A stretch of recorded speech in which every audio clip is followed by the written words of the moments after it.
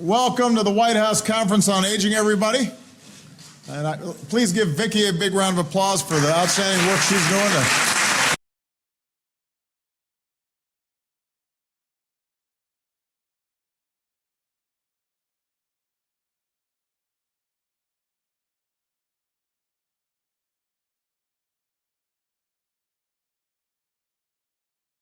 To help women and families prepare for retirement. I want to thank the members of Congress who are here, those in my administration who've been working on this issue. I want to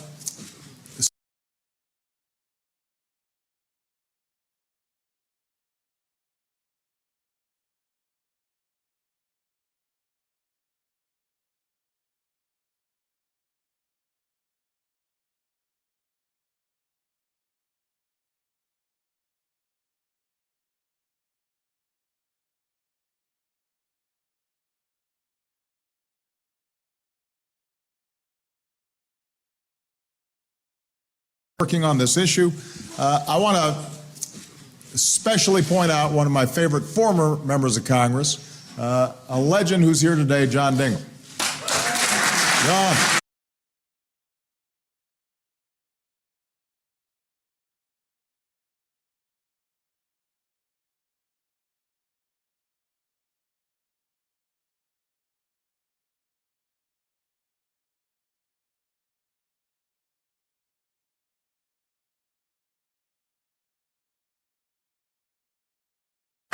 John was elected to Congress when he was just 29, an overachiever.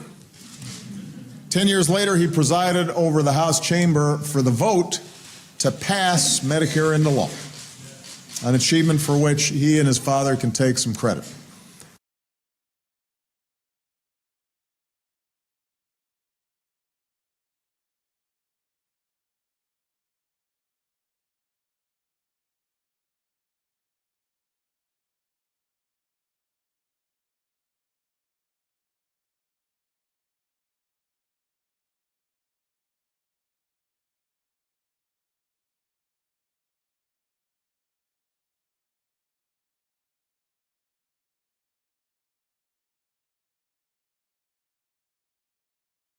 Father can take some credit. Last week, John turned 89, so we want to wish John a happy birthday. He's been a retiree for 6 months, but he's keeping busy. Just check out his Twitter feed.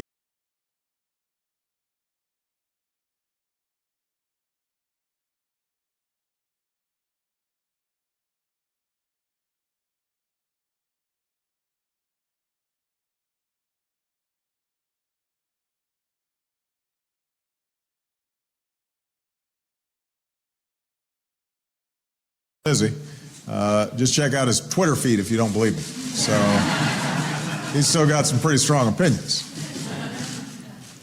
It is wonderful to be here with all of you. Many of you have devoted your career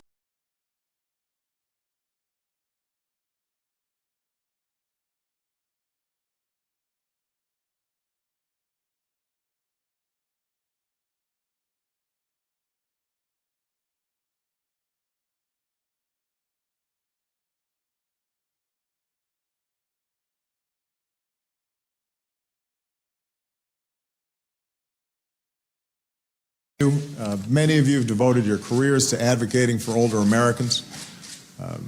You understand the whole terrain, not just the challenges, but also the opportunities.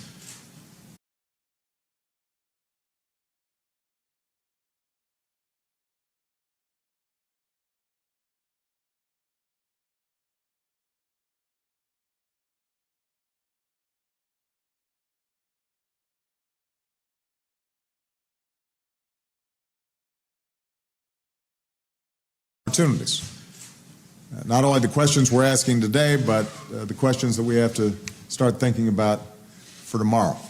And because this conference takes place just once a decade, we've got to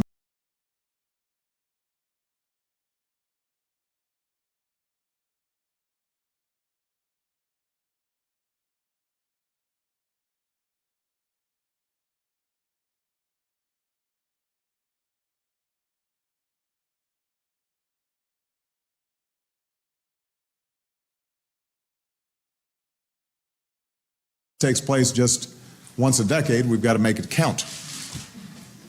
So one of the best measures of a country is how it treats its older citizens. And by that measure, the United States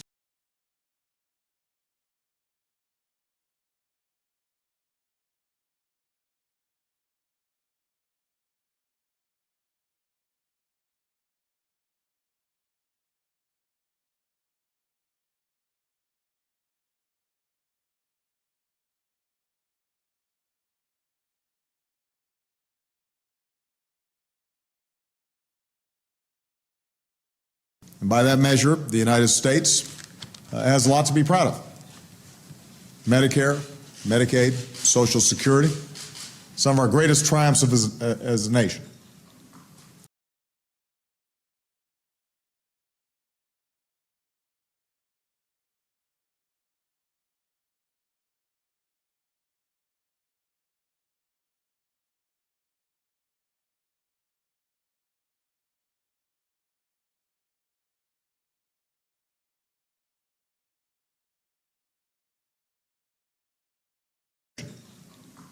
When Social Security was signed into law, far too many seniors were living in poverty. When Medicare was created, only a little more than half of all seniors had some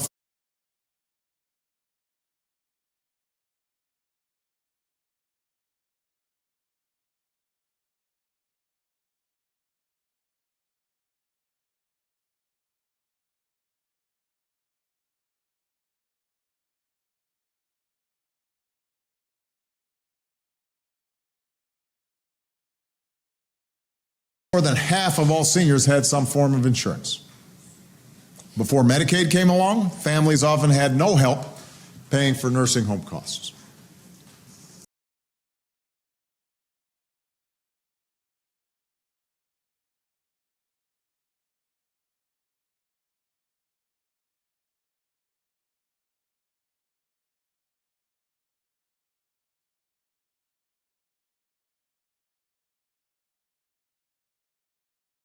Costs. Today, the number of seniors in poverty has fallen dramatically. Every American over 65 has access to affordable health care.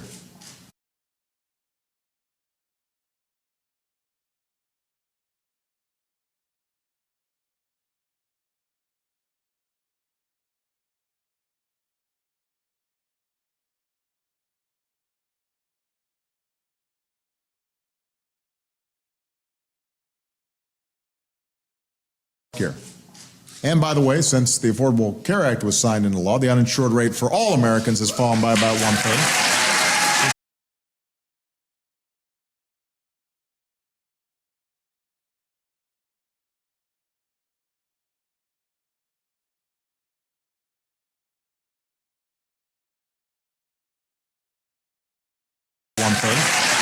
Just thought I'd mention that.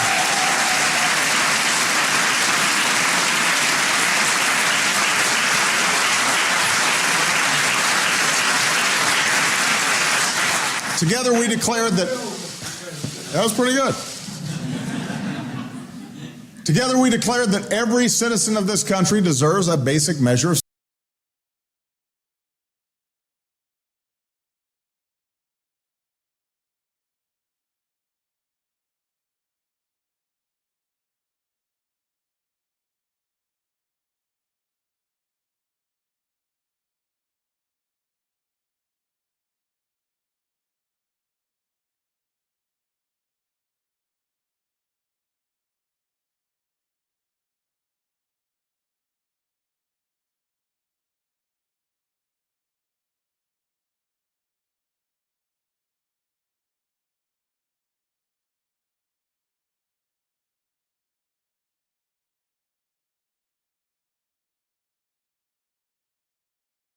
this country deserves a basic measure of security and dignity. And that choice saved millions upon millions of our people from poverty, allowed them to live longer and better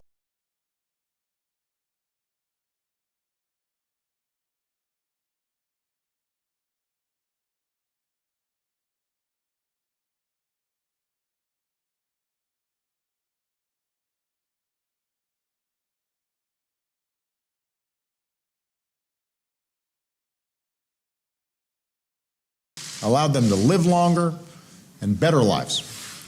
So we got to be proud of that. These American endeavors didn't just make our country better, it reaffirmed our greatness as a country.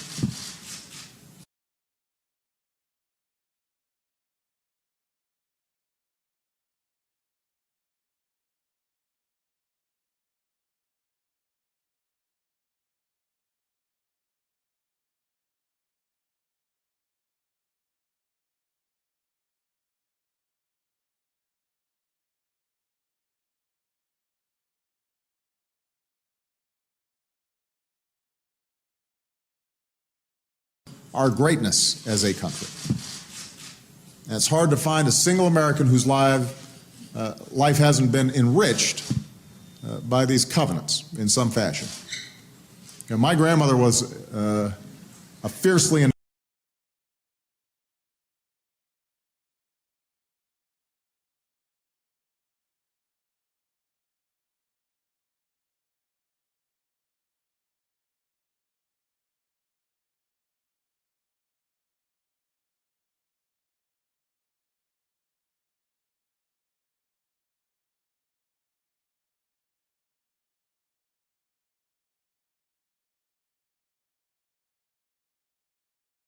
My grandmother was a fiercely independent woman. She helped raise me. She didn't have a college degree. She worked her way up, working on bomber assembly lines, Rosie the Riveter during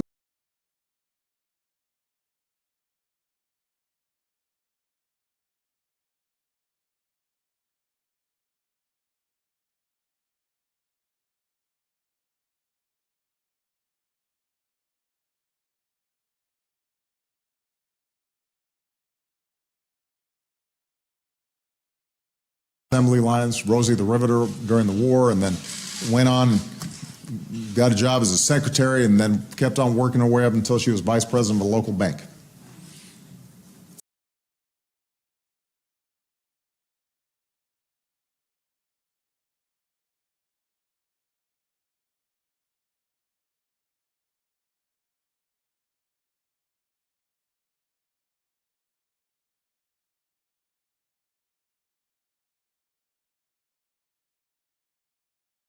Bank. And after my grandfather died, she chose to live independently. And Medicare and Social Security allowed her to make that choice. She had the confidence that having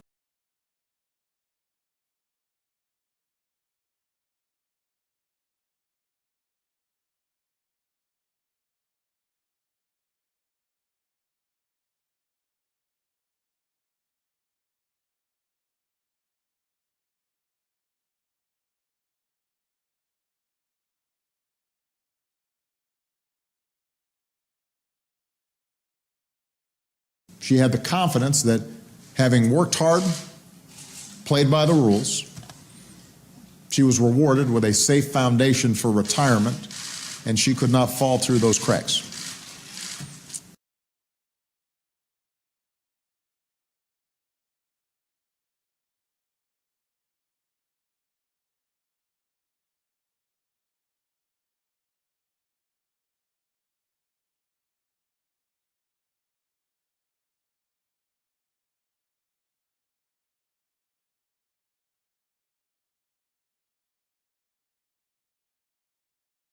Through those cracks.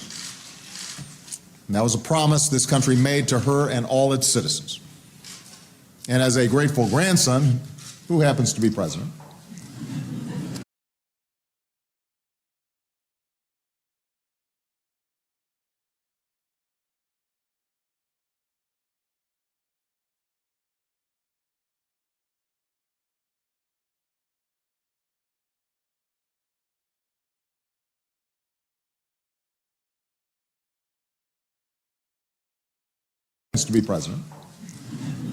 there's a promise I'm going to make sure we're going to keep for future generations.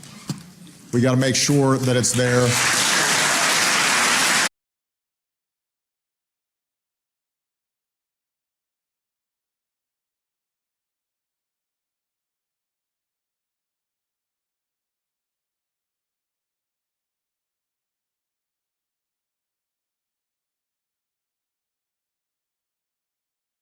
for people who are working today. But we're going to have to work for it. We have to work to do more to ensure that every older American has the resources and the support that they need to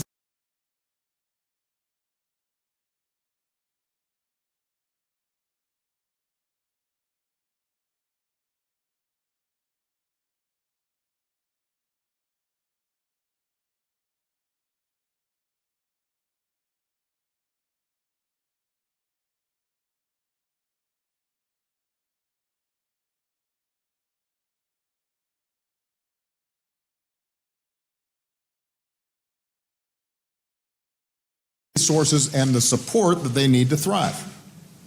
That challenge, protecting our seniors, dealing with the rising costs of an aging generation,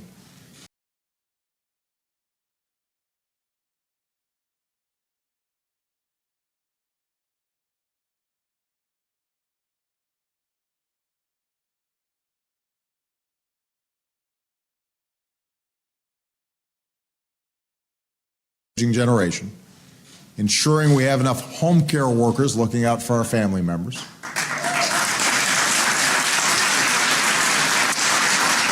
maximizing the contributions that older Americans can make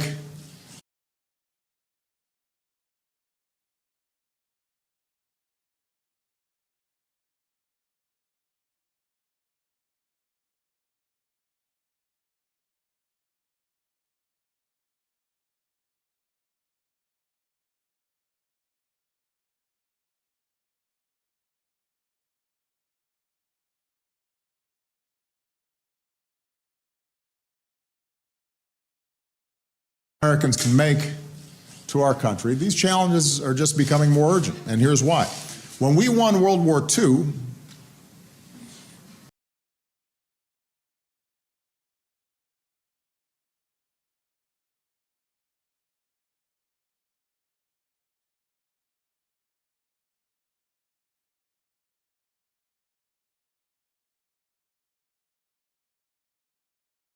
everyone came home and had babies. I mean, not literally everyone, but a lot of people had babies. And now, each and every day, almost 10,000 of those babies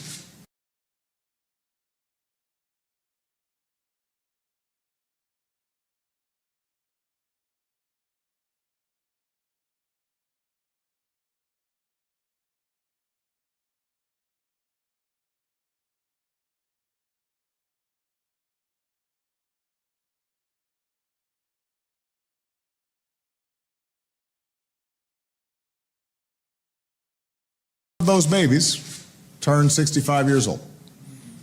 So more than 250,000 Americans turn 65 every month. They're living longer and they're living healthier. We're seeing people break athletic records.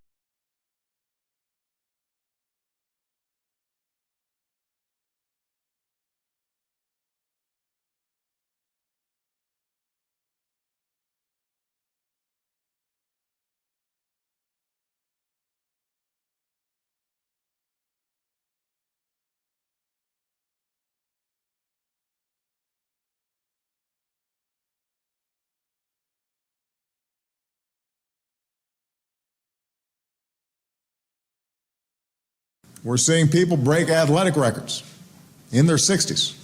Diana Nyad's here today, by the way. You do not want to race her in anything. So.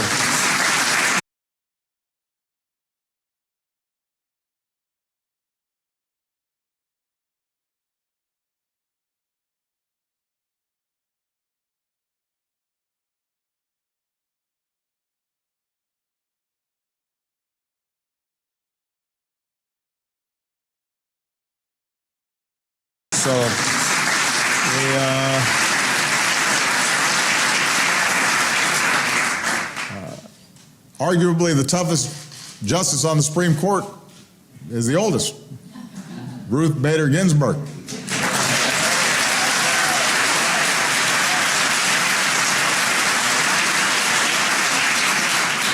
Also known as the notorious RBG.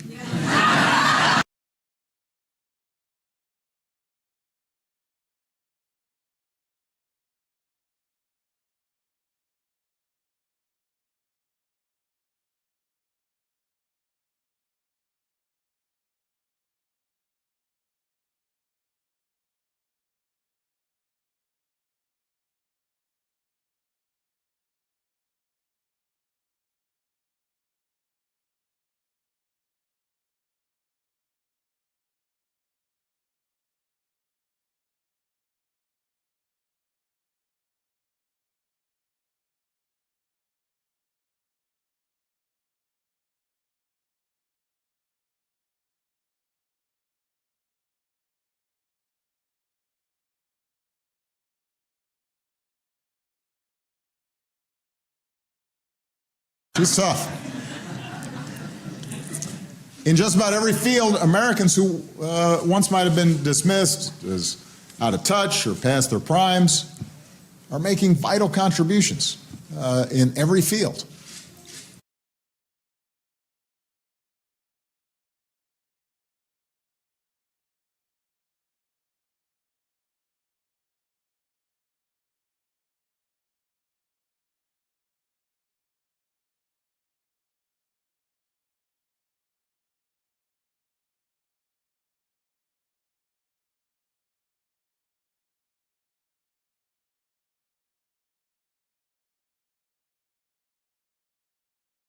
Field.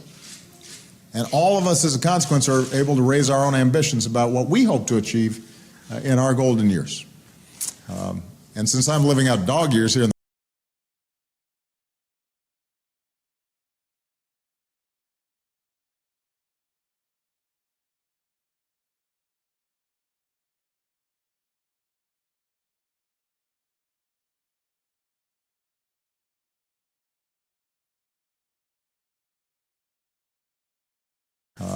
and since I'm living out dog years here in the presidency, this is something I'm paying a lot of attention to. Look at this hair.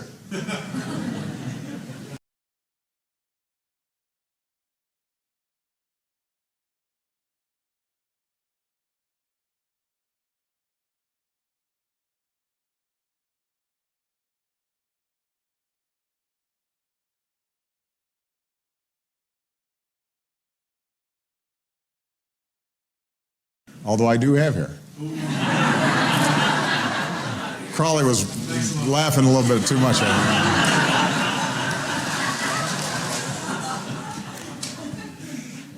So, since these golden years are coming pretty fast,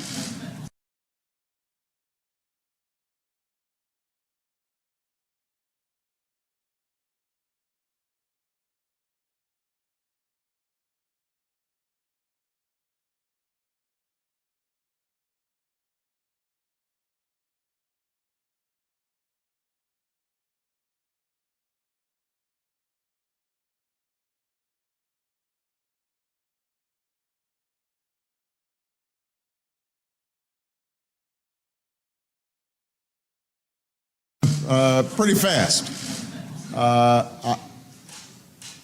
want to make sure that we briefly focus on what we've done to strengthen already Medicare and take a longer look at what we have to do to strengthen.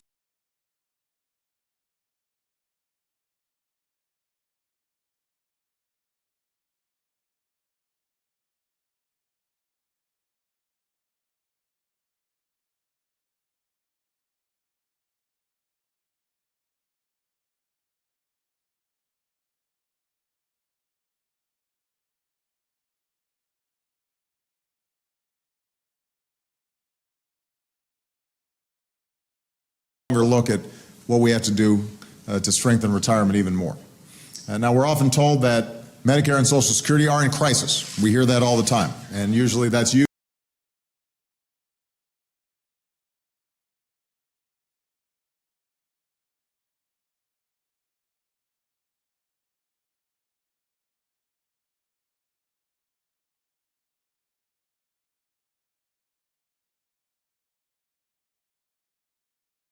all the time, and usually that's used as an excuse to try to cut spending on those bedrock programs. But here's the truth.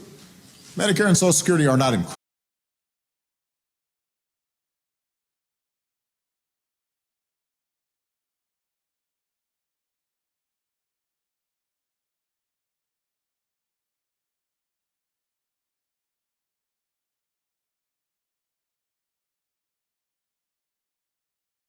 Medicare and Social Security are not in crisis, nor have they kept us from cutting our deficits by 2/3 since I took office. Both programs are facing challenges.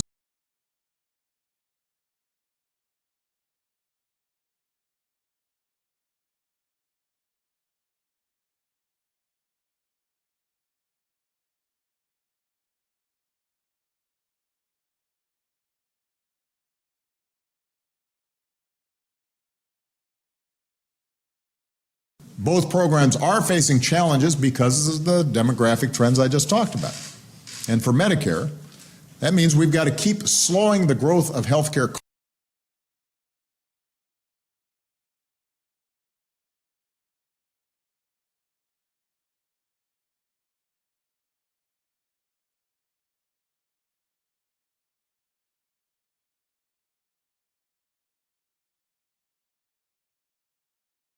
Slowing the growth of healthcare costs and keep building on the progress we've already made in the past few years.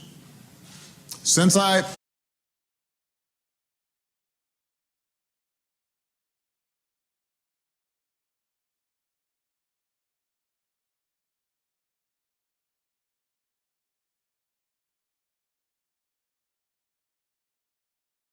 signed the Affordable Care Act,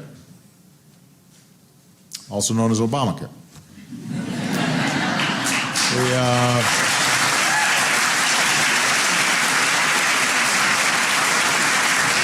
Since we signed the ACA into law, we've extended the life of the Medicare Trust Fund by 13 years.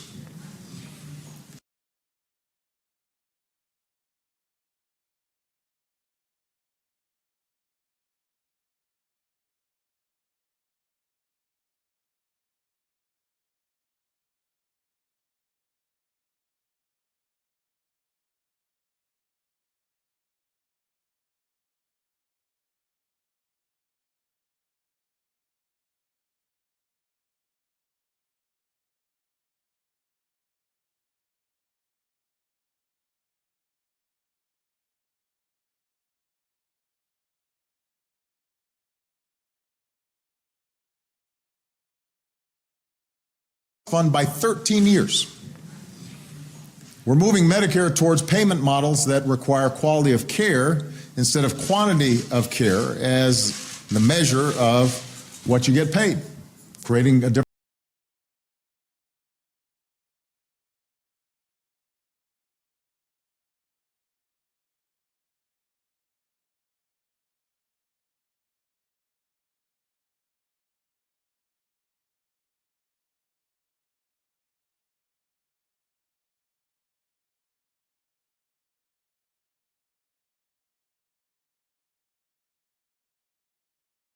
measure of what you get paid, creating a different set of incentives. And that's something that will keep older Americans healthy and Medicare healthy as well.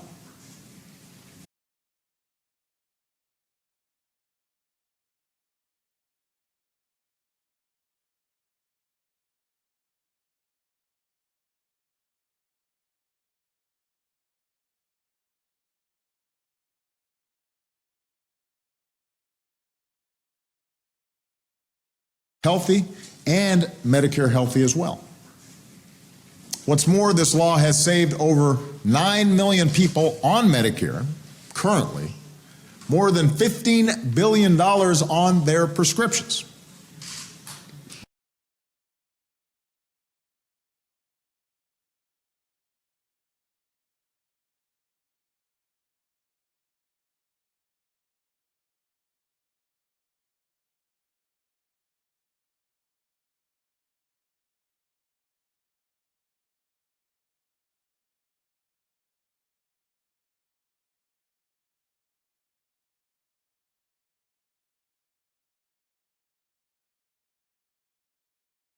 Prescriptions.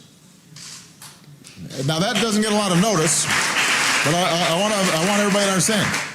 Built into the Affordable Care Act, 9 million seniors have got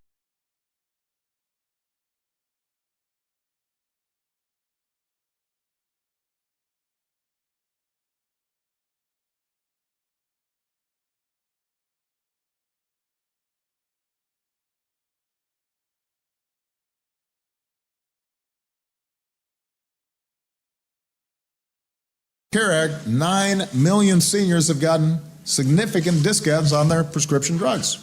They don't always know that it's because of Obamacare, but that's why they've been paying cheap.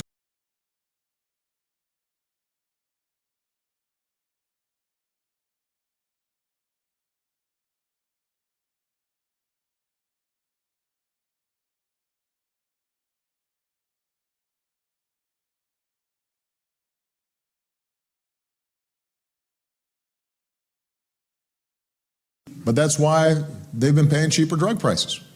It's also given nearly 40 million people on Medicare free preventive health services.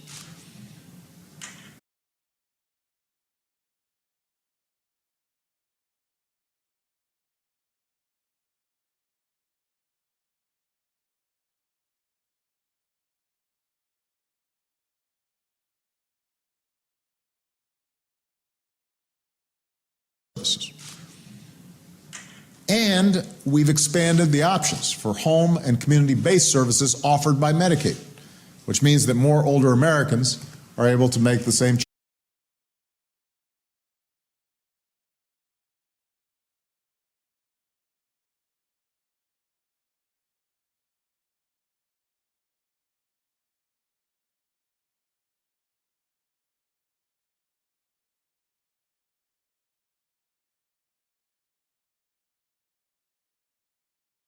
Americans are able to make the same choice that my grandmother did and live independently.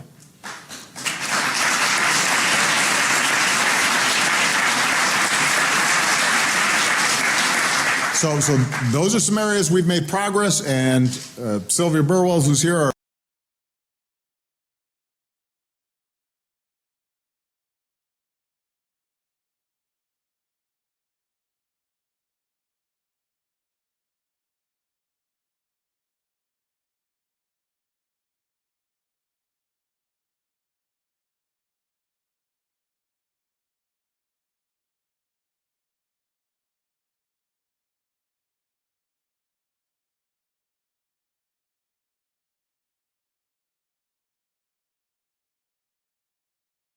progress, and Sylvia Burwell, who's here, our Secretary of Health and Human Services, I'm sure at some point during this conference will be talking about additional steps that we need to be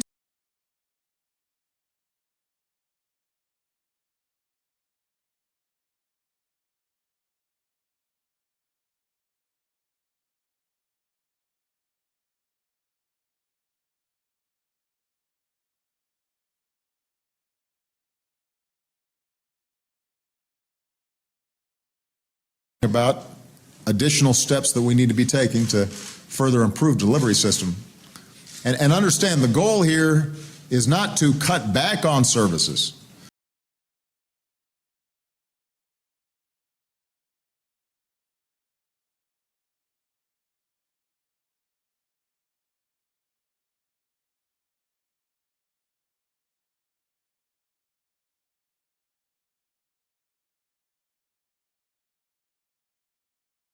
To cut back on services.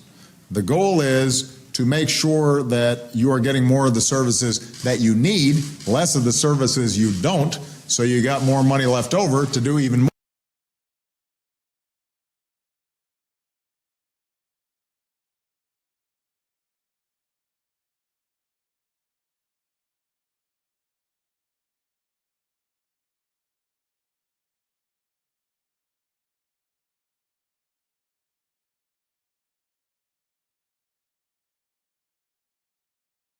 You got more money left over to do even more stuff that you need to keep you healthy and active and thriving. Because we have too much waste in the system that's not benefiting patients, but also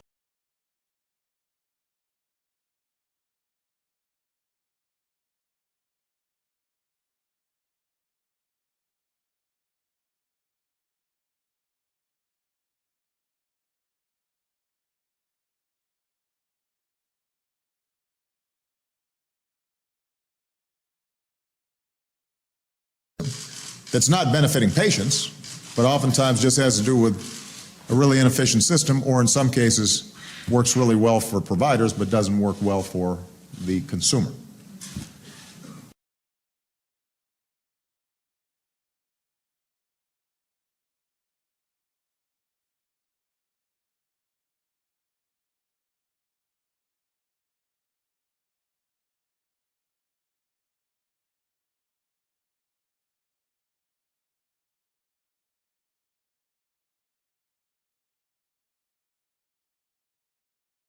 Work well for the consumer. Now, even as we're dealing with the healthcare side, we also know that too many older Americans leave the workforce without having saved enough for a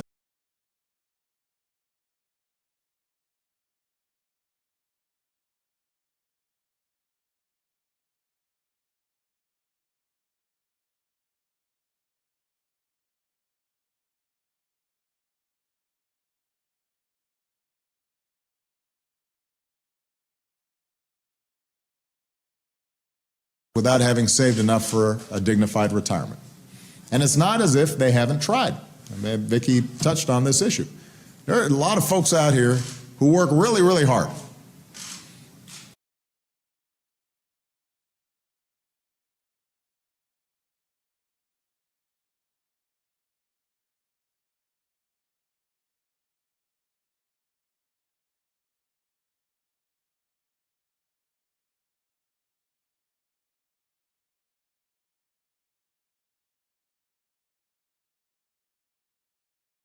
Here who work really, really hard.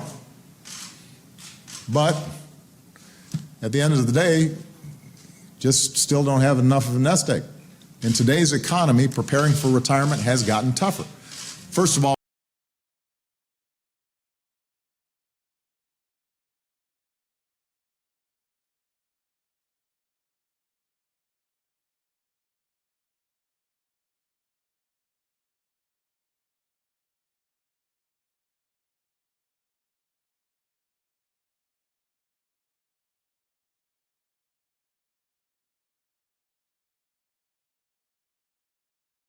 retirement has gotten tougher. First of all, most workers don't have a traditional pension, what we used to understand as a defined benefit pension, where you are guaranteed a certain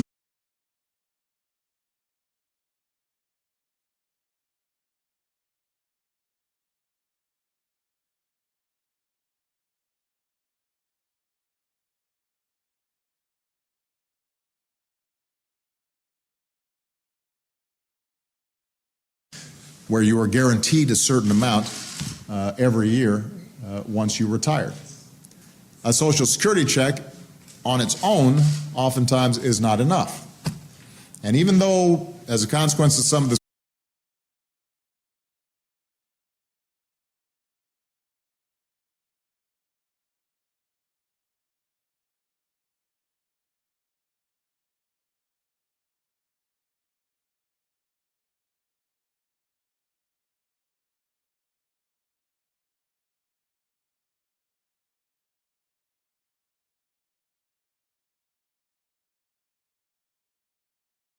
And even though, as a consequence of some of the steps that we took, we pulled ourselves out of a terrible financial crisis, and the stock market has now doubled since I took office, which means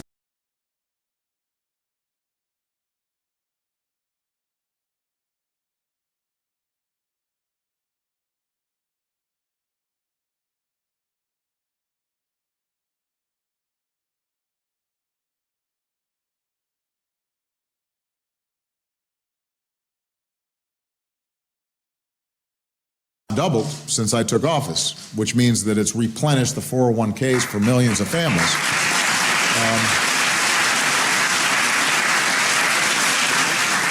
So that's been important for millions of families across the country, but a lot of people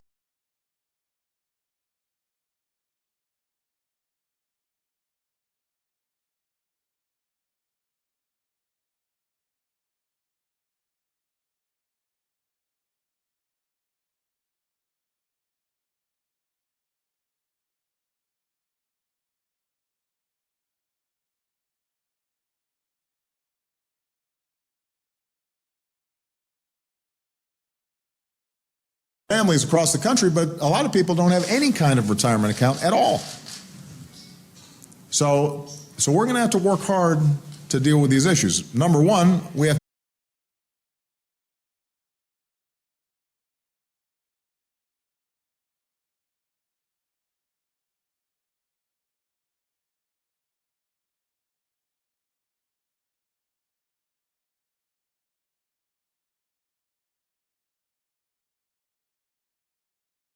with these issues. Number one, we have to keep Social Security strong, protecting its future solvency. And I think there are ways, creative ways, that people are talking about to protect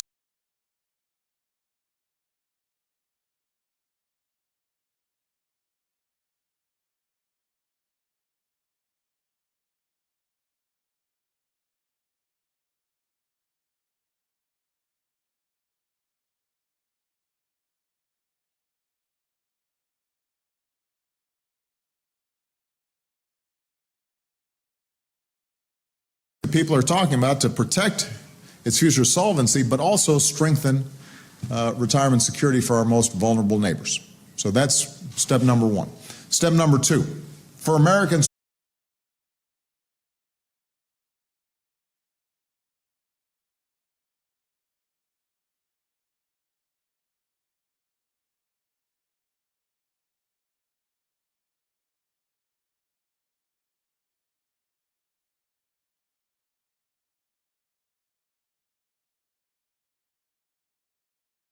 Number one. Step number two, for Americans who are doing the hard work of saving for retirement, let's make sure that they get a fair deal.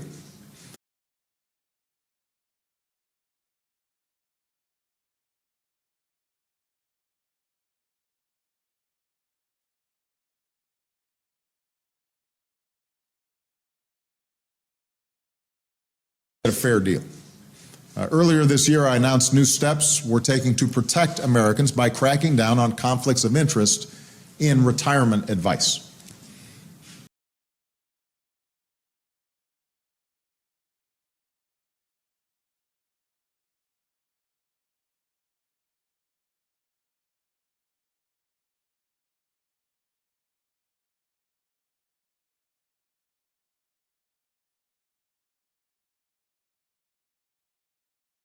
In retirement advice. The goal here is to put an end to Wall Street brokers who benefit from backdoor payments or hidden fees at the expense of their clients. If they're advising you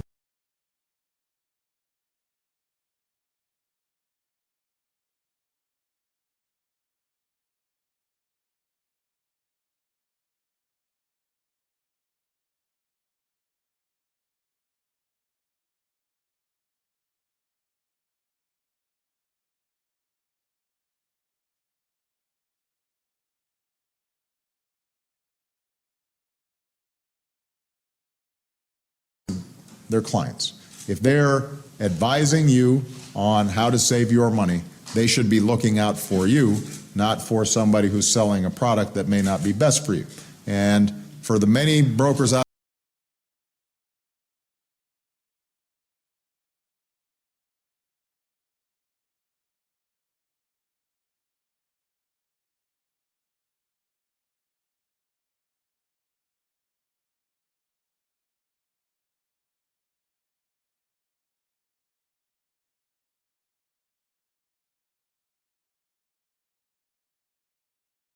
best for you.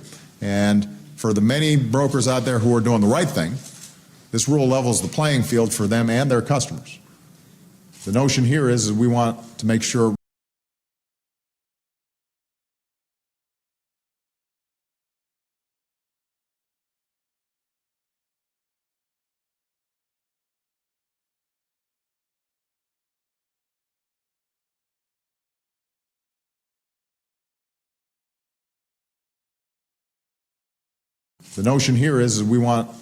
responsibility is rewarded and not exploited. So there's a consumer protection element to this whole thing.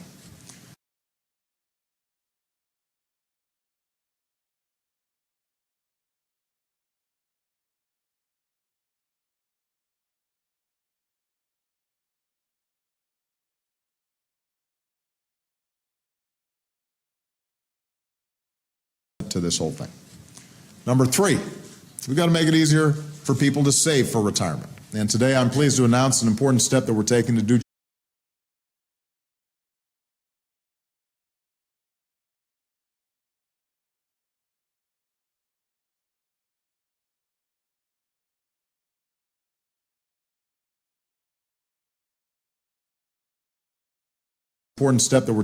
just that. Right now, about 1/3 of American workers do not have access to a retirement plan at work. 1/3. That's why every budget request I've submitted.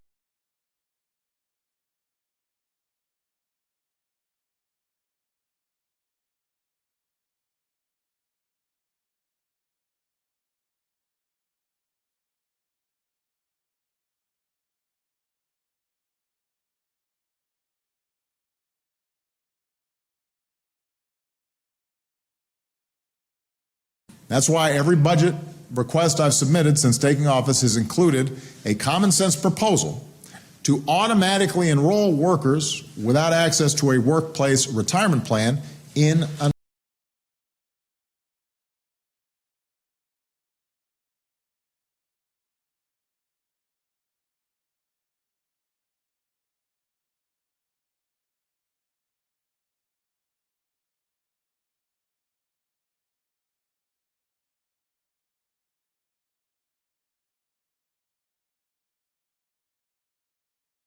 access to a workplace retirement plan in an IRA, which would provide an additional 30 million Americans with access to a retirement plan at work.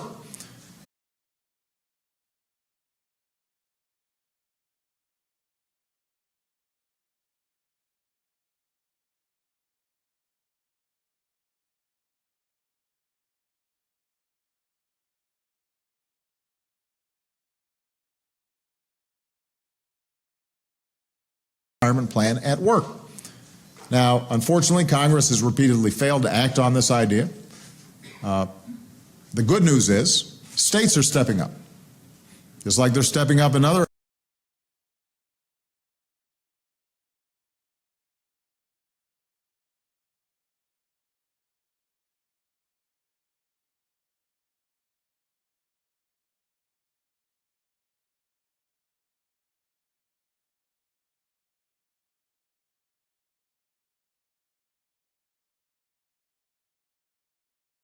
Just like they're stepping up in other areas where Congress is not doing its work, like raising the minimum wage or making paid sick leave available for working families.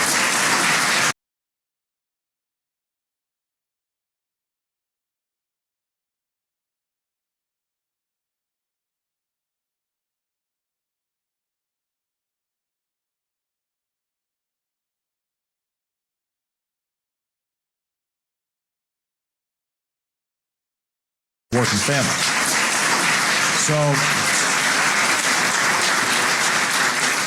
So far, a handful of states have passed laws to create new ways for people without a workplace plan to save for retirement. And more than 20 states are thinking about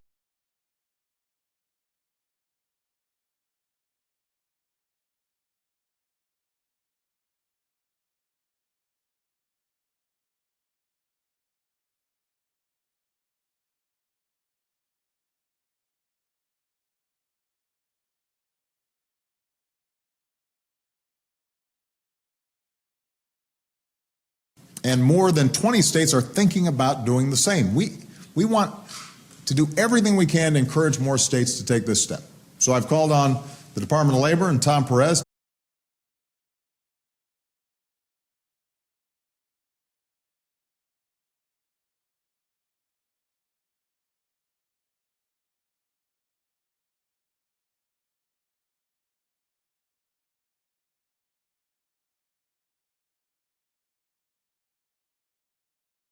on the Department of Labor and Tom Perez to propose a set of rules by the end of the year to provide a clear path forward for states to create retirement savings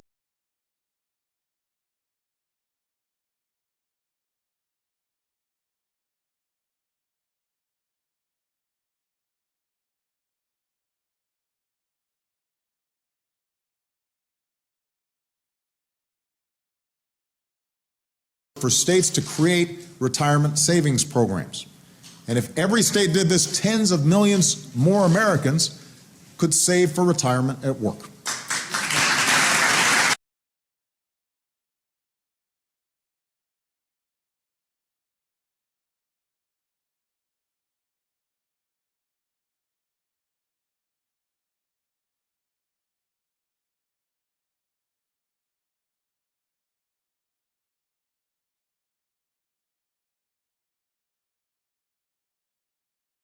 And I want to emphasize this point.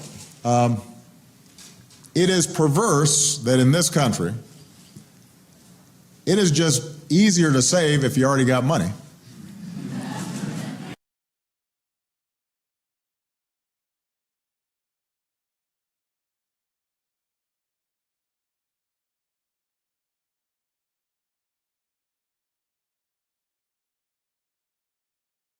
And I'm talking about not just the fact that you got money to save. I'm talking about just the mechanics, the mechanisms of being able to save and then take advantage of the tax benefits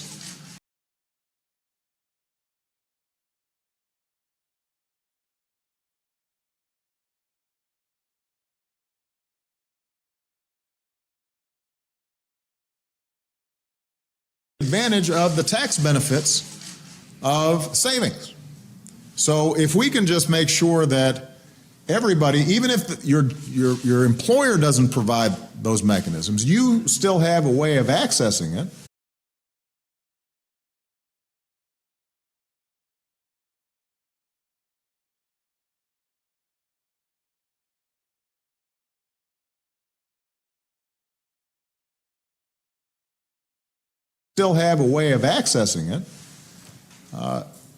Every dollar you put in, that's going to be a dollar that also then benefits from the same kinds of, tax advantages that somebody with $1 million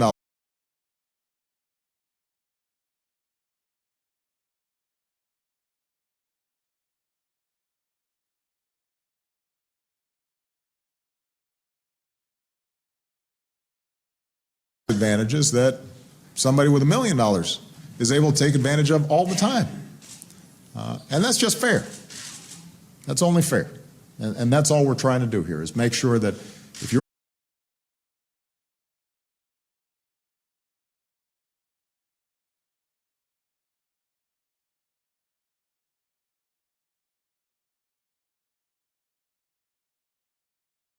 trying to do here is make sure that if you're working hard out there, even if you're not making goo gobs of money and don't have fancy financial advisors and all that, that you can still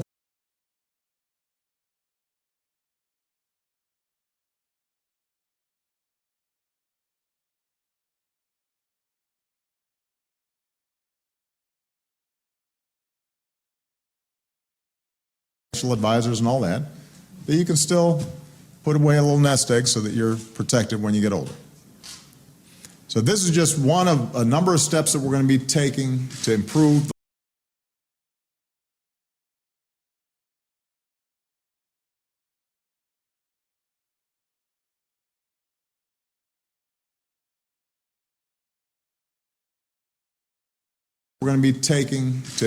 the lives of older Americans.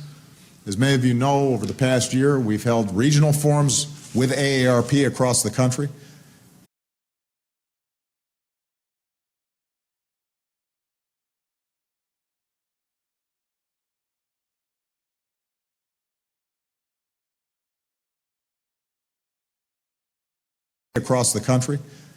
Heard lots of ideas from people, including folks in this room, about how we can make things better, especially for families and caregivers. So we're going to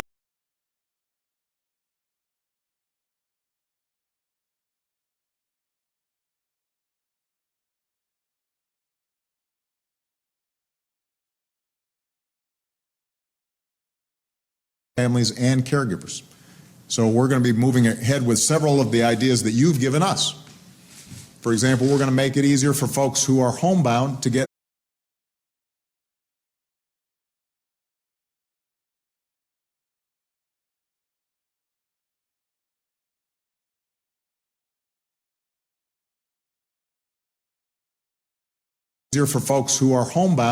nutritional assistance. We're going to update quality and safety requirements for thousands of nursing homes, the first major overhaul in nearly 20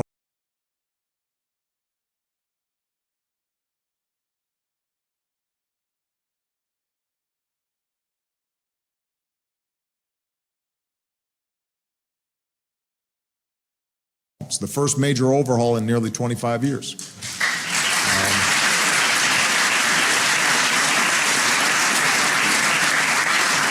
We're going to train more prosecutors in how to combat elder abuse.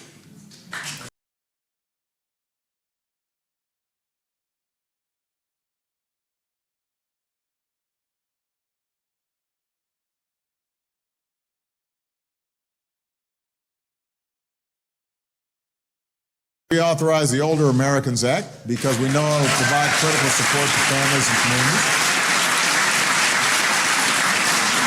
We're going to help federal workers and their supervisors better understand how our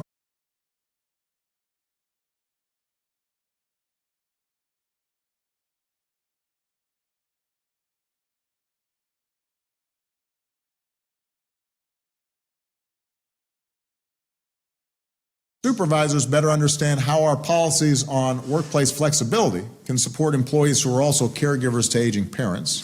That's important.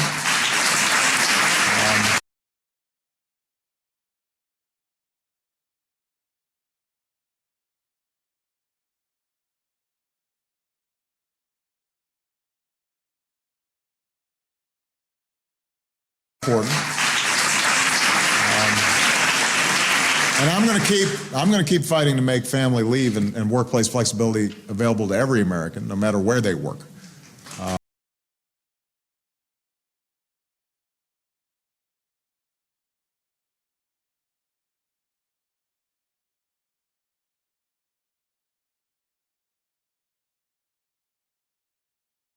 American, no matter where they work. It's the right thing to do. Every study shows that the kind of workplace flexibility we're talking about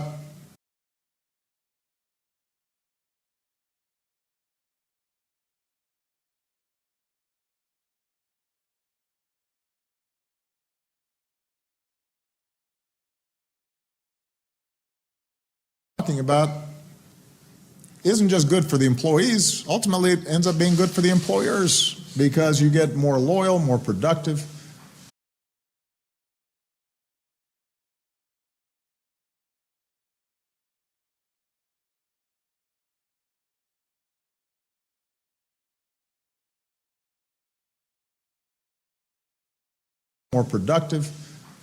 Employees with less turnover. And it's the right thing to do. And with the technologies that we have today, there's no reason why we can't make this happen.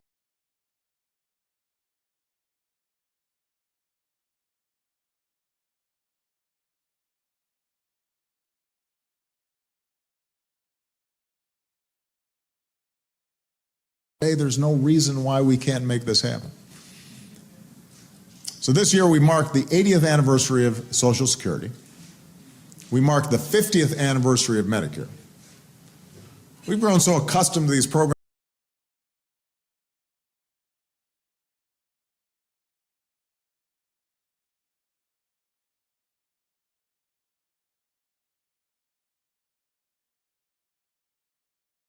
We've grown so accustomed to these programs being a part of American life, these bedrock foundation stones of our society. Sometimes it's easy to forget how revolutionary.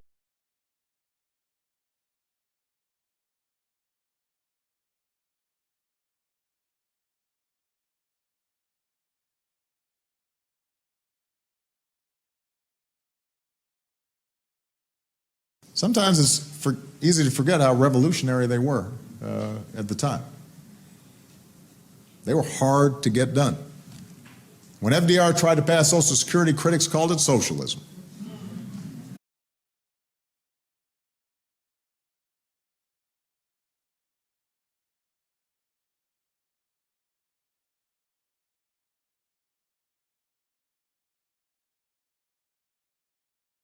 Critics called it socialism. When President Kennedy and President Johnson and the Dingles worked to create Medicare, cynics raised the alarm about government takeover of health care.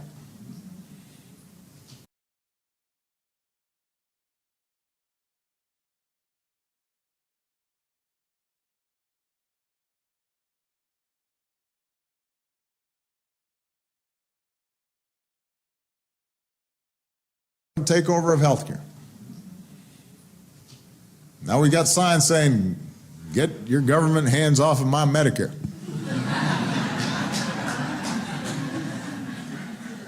The point is,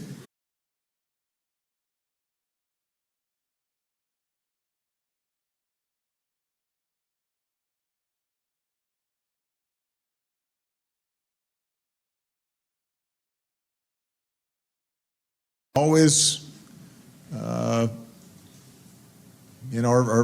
trying to maximize people's fear of the unknown. But ultimately, hope triumphs over fear.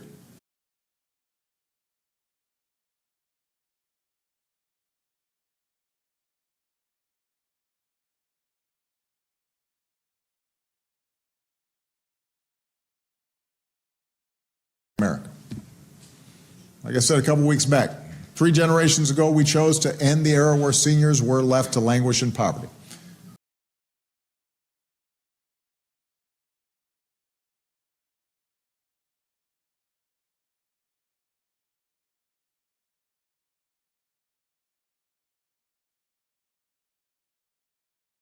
Poverty. 2 generations ago, we chose to end an age when Americans in their golden years didn't have the guarantee of health care. This generation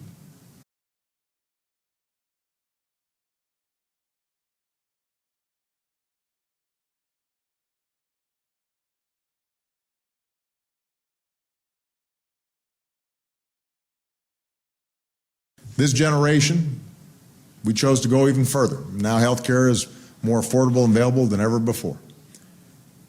In this anniversary of those incredible achievements, we need to recommit our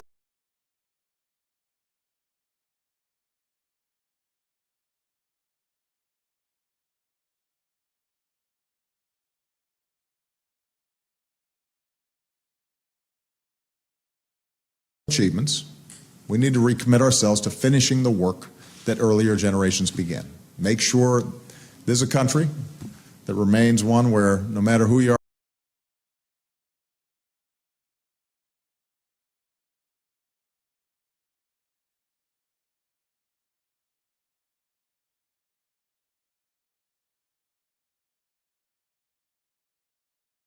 that remains one where no matter who you are or where you started off, you're treated with dignity.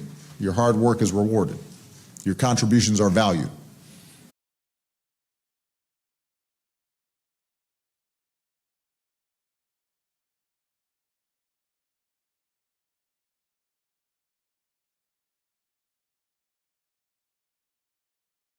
You have a shot to achieve your dreams, whatever your age. That's the America we're all working for, and I'm proud to work alongside you. Thank you so much. Congratulations. Have a wonderful